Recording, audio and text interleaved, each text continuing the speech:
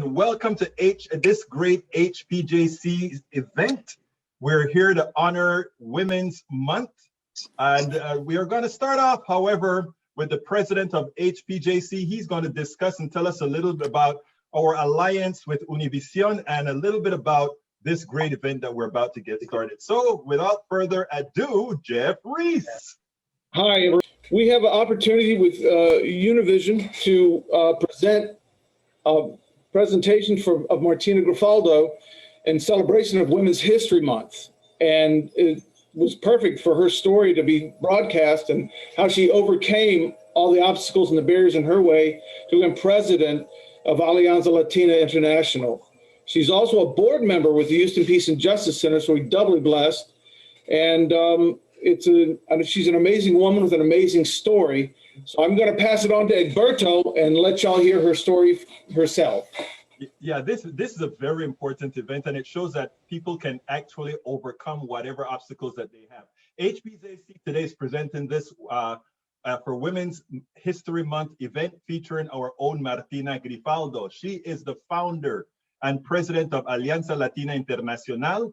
Martina tells us about her difficult move to the United States along with her tribulations. But folks, this is a happy story. This is a very happy story.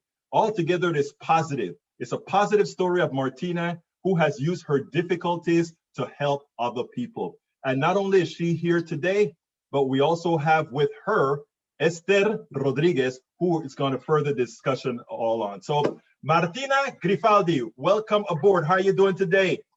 Thank you so much, guys. My name is Martina Grifaldo, and yes, I'm the director of Alianza Latina Internacional. More than happy to be here to talk about how we can jump all the barriers we can have like a Latino person.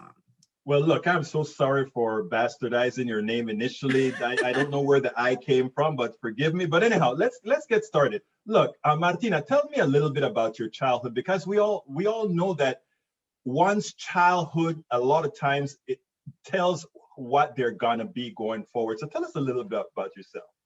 Oh my God, my child, I born in Mexico in a farm. It was like a ranch farm with cow, chicken, and all kind of animals. I was the last child, the last girl from my family, and my brothers and sister was 12 of them. So I don't have a happy child life like everybody sometimes they have. Not me. We have to take care of the cows, on the chickens, and wake up at 2 o'clock in the morning and clean the cows' mess. But at the same time, it was a lot of learning how to grow up and produce my own food. And we don't have no more clothes, no more. We don't have, sometimes my sisters doesn't have shoes to wear. And it was a very, very poor people in Mexico. We was one of the families, doesn't have sometimes nothing. We never went to bed without food, but we was a very hard life when I was a child. I was a very shiny girl. I don't like to speak in front of nobody. I remember when when we and my mom went to the store, to the country store. I cover my face myself like this, so I don't want the people see me. It was very, very shy girl. And then when my mom say, okay, get that from your face, they left already. And that's when I uncover my face. But I have a lot of scare about the people. Maybe because I work in a ranch, in a farm, and my daddy built our house between nothing. So it was only my little family. But you know, it is said that when you have a difficult childhood, it actually builds, a lot of times it builds character. It proves who you're going to be. And I'm going to tell you, we have a lot of questions for you, but just based on your childhood, it seems to me like the kind of character that it built on you, it really created something that is a big benefit to Houston. How did you actually get to Houston? Well, I come to Houston because in Mexico, I finished my elementary in Mexico, and then I married very on young age. I was married. And I had my fourth child when I was 18 years old, 18. And then I have my second and my third. And then my family was living already here in United States. So they decided to bring me, to come over because in Mexico, we don't have nothing. It's very hard to find a job and a woman with 3 kids and a husband. And it was very difficult. So they brought me over here with they took me a permit and brought me to this country. And since then, I'm here. Well, I mean, in a previous time, you told me a bit of a story about you just felt based on how your father has always liked to help people. He kind of instilled that in you as well. Why don't you tell me a little bit about that? Yes, when I was on elementary, we don't have restrooms. I remember we don't have restrooms to go to. So the little kids needs to go to the monte, the nothing, in the middle of the trees to go to the restrooms. And when I come to elementary, my daddy told me, he was a very Mexican man, like with a hard character. And he said, no, my daughter doesn't go to middle of the trees to use the restroom. That could not happen. So he organized all the parents and they built restrooms in that elementary school, Lázaro Cárdenas. I still remember the name of the elementary school. So I saw my father like my hero because I say, my goodness, he organized everybody, and thanks to him, that elementary and that little girls and boys has restrooms for the rest of their school. And that was in Mexico. It was in Mexico, yes. It Yeah, was Mexico. That is great. Well, I mean, it seems like as they always say, the fruit doesn't fall too far from the tree, because it seems like the same way he helped a whole lot of people is the same thing that you're doing here in the United States. It's almost like that statement where one says, "Pay it forward." You had to overcome a whole lot of obstacles. Why don't you tell us a little bit about that? A lot of people don't. You know, when people look at some of these issues, they just look at it from a very superficial point of view. But you as a woman, as a Latina, you had a whole lot of obstacles that you had to overcome. Sure. The first obstacle I have, it was the fear. I was very, very afraid woman. When I moved to United States, I say, what I will do right here. And then I have a very, very, something that nobody wants to happen on their lives. I lost my child, my older son. So I hit in Houston and Galveston. We have an accident and he died. So what I will do without him and what I will do. And later on, my husband left. So he left me without my 3 kids. And I said, what? Now it was the fear I had on that time. Feel like, oh my God, what I will do now? So it was to jump for that fear to say, no, I have to make it. I will make it. I start going to the college. I start going to the school because I had to work 2 jobs, sometimes 3 jobs. Here in the States? Yeah, right here in the United States, cleaning houses, cleaning hotel rooms, cleaning restrooms, because I don't even speak English. Well, not either now, right? But less before. And I don't have no legal papers here. And I have 3 kids, 6 ages, 5 and 2 years old. So I say, what I will do? But at the same time, I say, I can make it. Yes, I can. So I have to jump for that barrier to say, I'm a strong woman and I can do it. I'm still young. And either today I say, we have the power to do whatever we can do it. Just make a decision how you will want to live your life, and you can make it. That is one of the reasons we wanted to have you be the spokesperson for this month, because to see a woman with all the obstacles that's been placed in front of her still make it over, even from what you know, from what some of us on the macho side have done to see you overcome all of that. That is great. Now, what was the first job that you had out here? Cleaning motel rooms. That was my first job. And I remember when my ex-husband left me with my kids, we went to look for a job. I went with my niece and I said, can you please ask if they hiring? And she asked to some motel at Tidwell Road, I still remember. And they said yes. So I started cleaning rooms on that hotel. And I was working since 7 p.m. to 2 o'clock in the morning. And the next day I had to take care of my kids, and I had to use my little free time to go to the English classes and to go to Houston Community College because I want my GED. And I remember I took my kids with me, and they say, oh my goodness, like 3 kids in the restroom. But I was doing, I never finished the semester because of my kids, but I come back again and come back again. And eventually I finished. But that was my first job in Houston. You're gonna make me cry? Nah, no. Not well, like I said, it always starts somewhere. Now, here's the issue. You work on social justice issues. What really made you that fighter, that person that wanted? I mean, you had it hard enough on your own, but then you had to go further. What made you a social justice activist, a social justice fighter? Everything that holds a woman to go forward, everything. I see the races. I saw the discrimination. I saw the machismo. I saw a lot of things that the men or the society has to hold the women to go forward. So when I saw the injustice against the woman, like to me, if I was going to look for a job and they see a man, they always pay attention to men.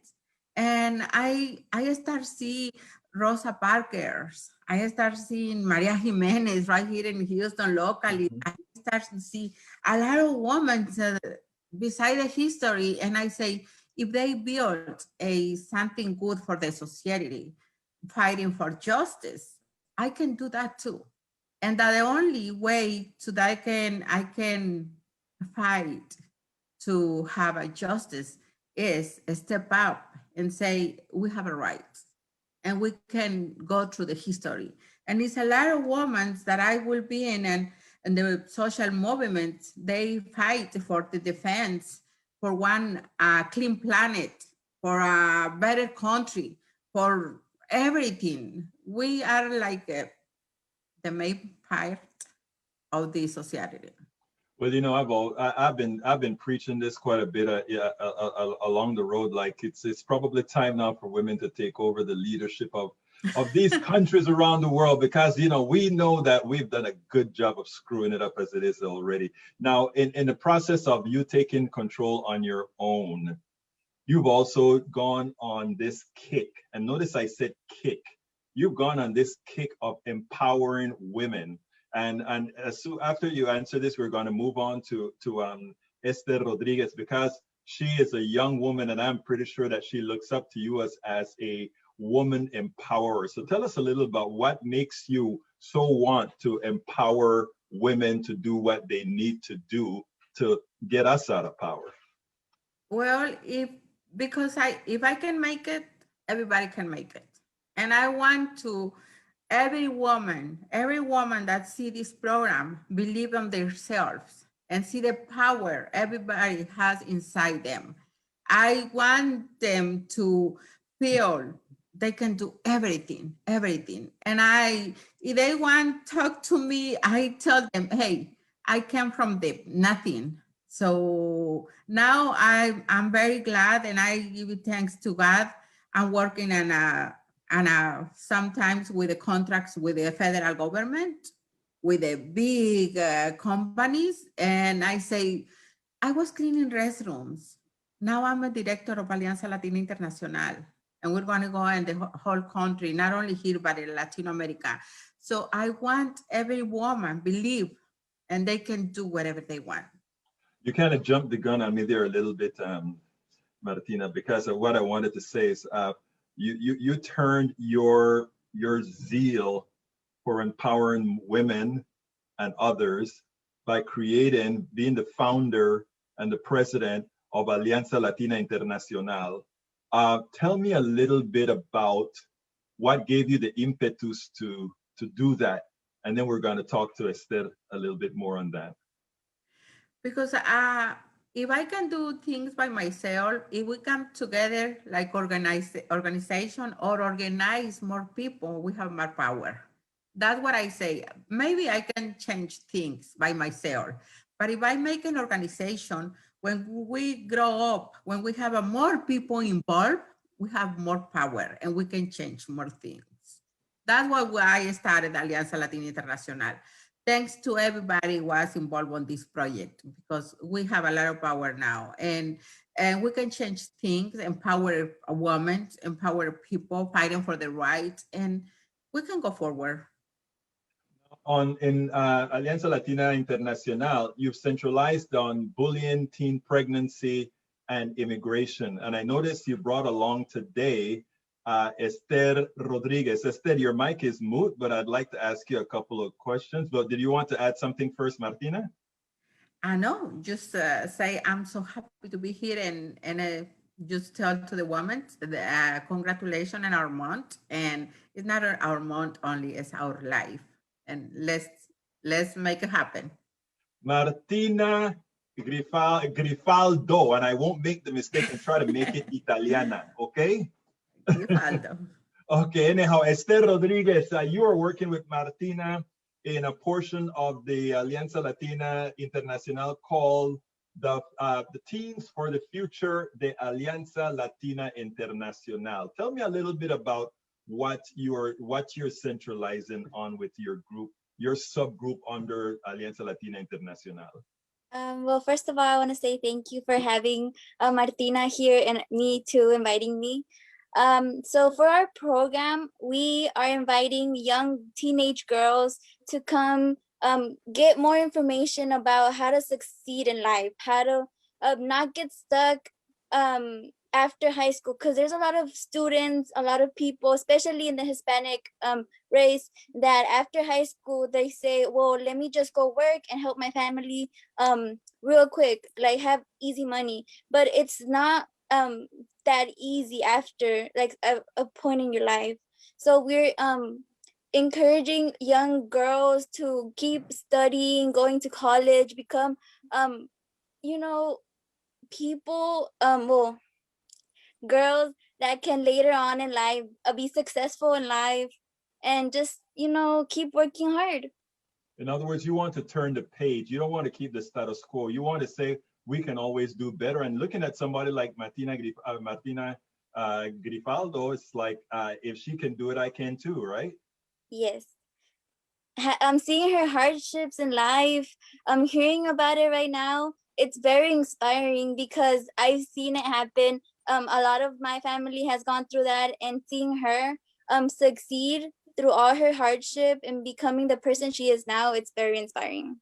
You know, I think I always talk about the people that we really need to work hard on right now are the people your age, because you're the guys that are going to supporting us. You know, when we are all old and cracked face and all of that kind of stuff, we're going to hope that we did a good job by inspiring you guys to actually come out there. So tell me, how are you using this subgroup here to actually encourage others to join you in informing your community, wherever that may be, to actually be a part of this movement, be a part of empowering women?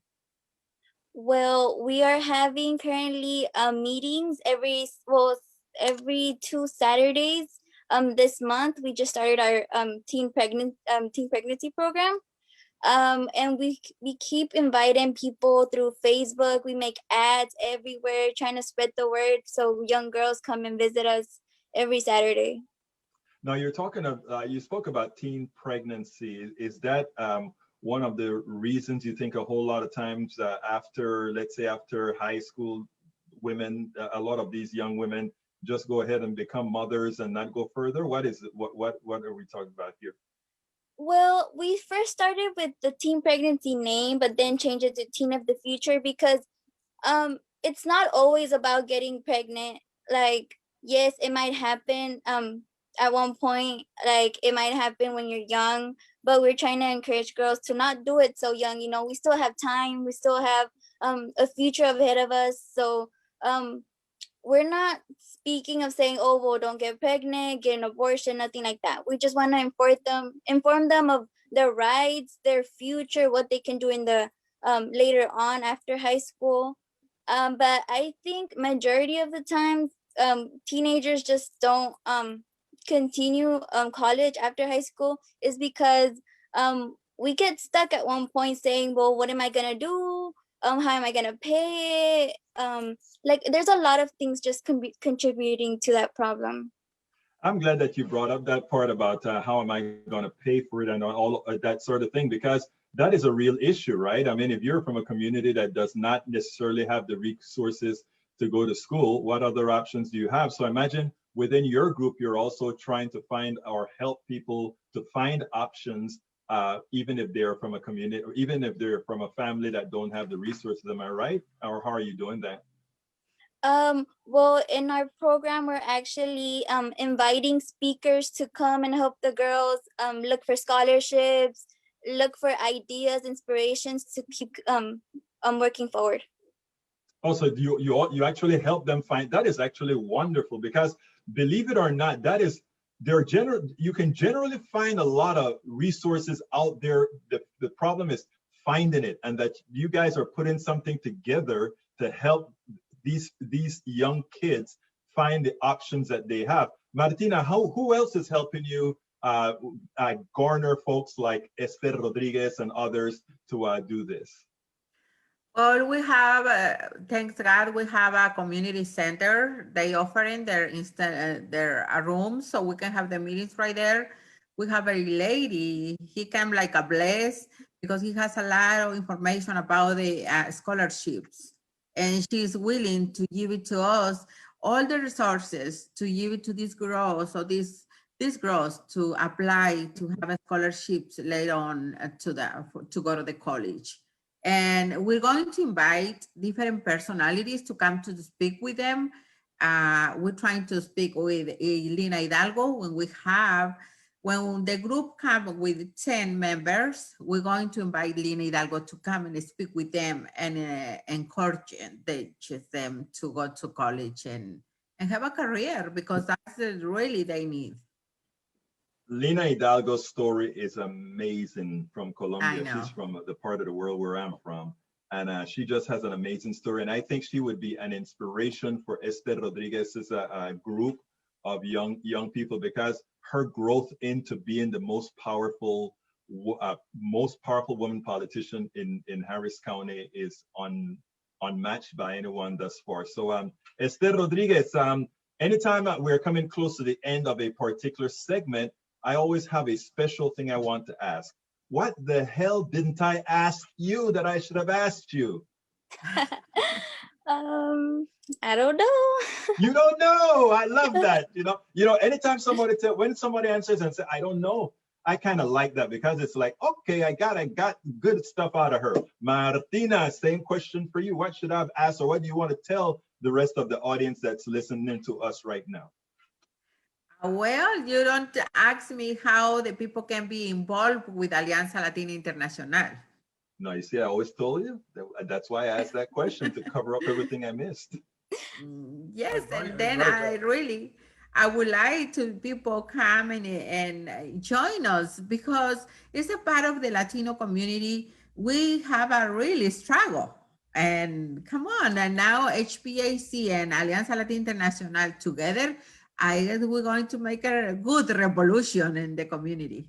I love to hear that. So folks, don't forget to go to alianzalatinainternacional.org and visit us there. But right now, it seems like Jimmy Doon wants to ask a question. So Jimmy, ask your question. Yes, years ago, I was teaching mathematics at Edison Junior High School in Houston. It was a primarily Latino, Hispanic student body.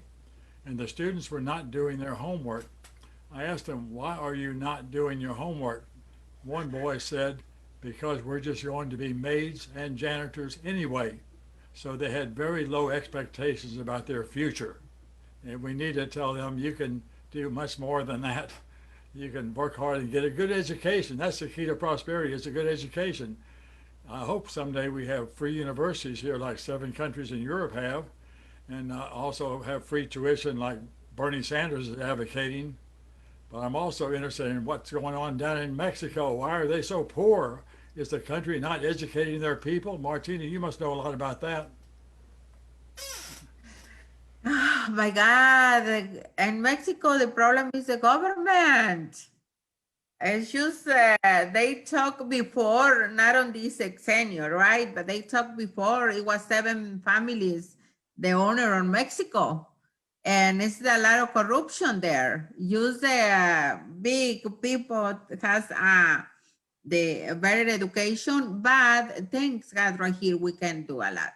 And yes, you're right when you say sometimes education is, they don't have a big expectations to go to have a college and they have a degree. But we're right here, that's the reason we're here, because, and we empower the girls, the teens to go to college and to see they can have a good life. They have a time for everything, so they can do whatever they want when they have a good education. So that's why we improve this program in Alianza Latina Internacional. I want to add that that is why what Esther Rodriguez had to say was so important when she says she wants to be there to tell people that they can be their other options. So I think that is so important. But we are at the close of the English portion of our program.